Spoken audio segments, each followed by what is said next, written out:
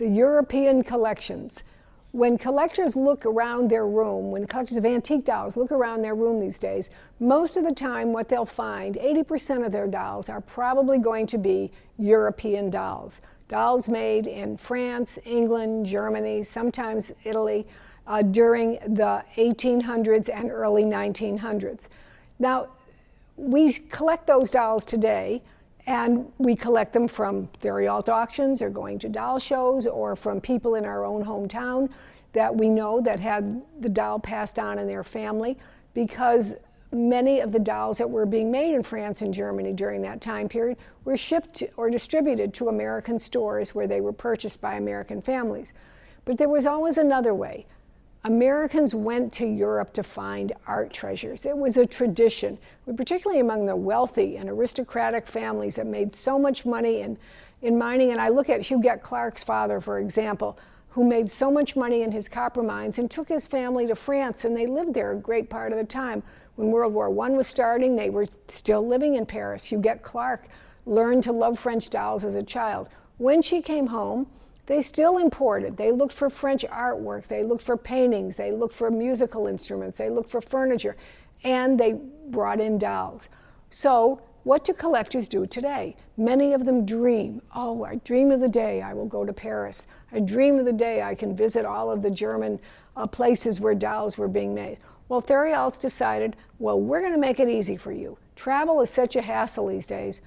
We went to Europe and we got the collections that are there today, and we brought them to you. And that's what we're calling the European collections. Ready for you, brought back to America from European collections, ready for you to add to your collections. And here is an example of what we have in this fabulous auction. You're going to love it because it spans all time frames from mid-1700s right up to like 1925, 1930.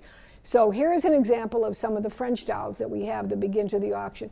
Look at this fabulous, all original Gemot with her original dress, her original wig, her earrings, her bow. Everything about her is absolutely original and perfect.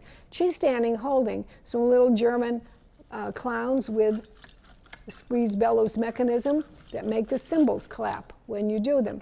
We have another all original Gemot standing over there with the feather stitching around the side of her dress, her original couturier dress, and she has her original box, which is so hard to find, really wonderful boxes.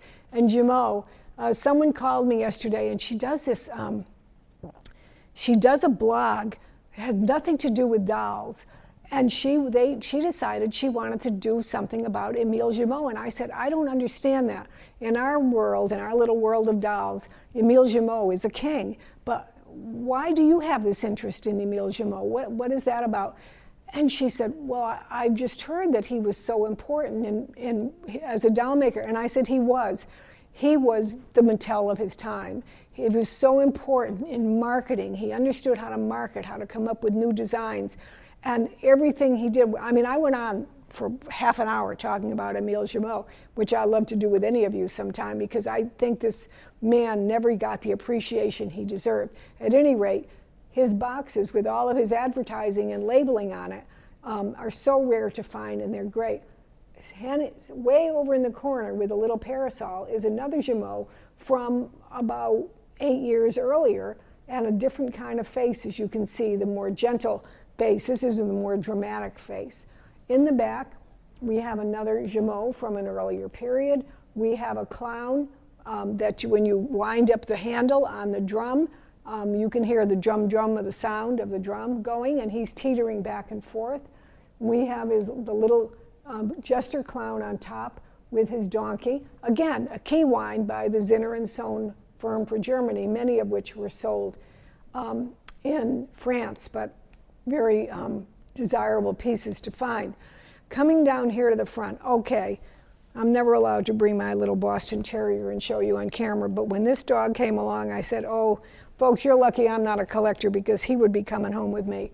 I know he's a bulldog, he's not a Boston Terrier, but he's got my baby's face. He is so great, wonderful. And this little SFBJ loves him too, because he's reaching out to him. France was so important with their arrangements that they made for for the trends catalogs that would come out every December for buying holiday gifts for children. And they wanted to do these special presentations because rather than just sell a pewter tea set, why not take that pewter tea set, put it in a beautiful lithographed box with a wonderful design on the top. It tells all about it, and by the way, has the name of the manufacturer, and get your brand out there all the time. And then why not arrange it in a tiered level inside where you can show all of the pieces, each one of them tied with a little bow, and all of the cutlery down in the front. So typically French of when they would do that. And these, when you can find them that are all original like this, what an absolute treasure to have. Now, we have a Steiner A, and she is, again, in her all original dress. This is so beautiful, with the matching bonnet, with the matching shoes. Everything about her is perfect. And playing court to her, look at that little French guy. French paper mache, with molded hair, with the hat that's attached, and guess what? Separates at the middle. The little fellow is a candy container. Can you imagine getting that as a candy container? But look how he displays with your dolls as well. And then standing under a dome, standing for protection, a little 11-inch Bru Brevette in a wonderful early costume. She is an absolutely precious doll in every way. Very sturdy body, everything about her is original, beautiful Bru Brevette, 1880. And she's standing next to a fishbowl, a crystal fishbowl in which the fish is embedded. It's a beautifully made piece. And so wonderful treasures here, example of the kind of treasures here. Turn back towards your little guy that he's flirting with you. Let him go. Okay? And this is an example, just some of the hundreds and hundreds of French and German dolls and toys in this auction. We have a table arrangement here of some of the rare German characters that we brought from the German collections for you to love here in America. And standing front and center are two of the most sought after and hard to find characters, Simon and Halbig, so-called Roman numeral characters, he being Roman numeral 2, she being 3. And look at those wonderful, pensive expressions on their faces. He's being shown playing with this cute little pig, and there's the horse in the background, and she has her basket, and what a wonderful arrangement of very, very rare German characters coming to you from an important Swiss collection. Over on the other side is one of the rare Gebrüder Heubach characters that we have. There are several in this auction that you will find that are very, very good. And he's standing guarding his little candy container boy on a sled. Again, a little head, the body separates at the midriff and for candies, which is very, very nice to find. Up on top, we have 3 great German characters, the tallest being the beloved Mein Liebling by Darling, by Cameron Reinhardt. This being a particularly fine example because she has a wonderful, rare, original mariner costume that she's wearing, including the Normandy hat on her, and she's very, very particularly fine bisque and a wonderful size. On her outer side is a wonderful little girl with impressed dimples, a little character, the size you're all looking for these days.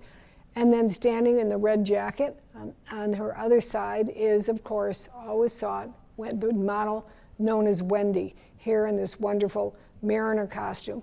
The auction, by the way, is full of all sorts of little novelties, like these wonderful little mechanical cats that when wound, their tail spins around and around, propelling them along the floor, playing with a little ball that they have in their hands. On this side, we have more. We're showing you 4 more dolls by Gebrüder Heubach, rare examples that you very seldom ever find in the States.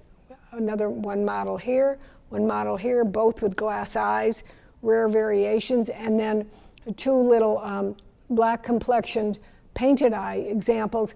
The larger doll, and you'll see this in the back of the catalog, I was particularly pleased with this fellow right here, because he has a paper label in old ink script on the back of his torso with the same model number on it as appears on the head, indicating this was the original body for that doll, and probably indicating it was an original store sample or a manufacturer's sample at an exhibition.